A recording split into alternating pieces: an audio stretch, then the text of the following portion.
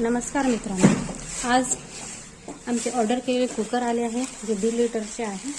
हे त्याचं झाकण आहे, हे त्यासोबत त्याचे 5 शिफ्टिंग स्क्रू आणि हँडल्स। हे आहे कुकरचे भांडे। तर चला याला फिटिंग करूया।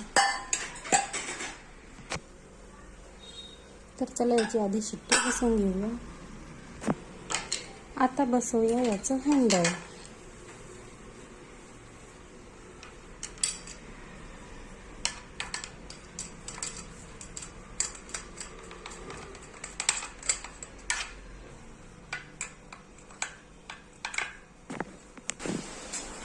आता बसवूया याच्या भांड्याचं हँडल।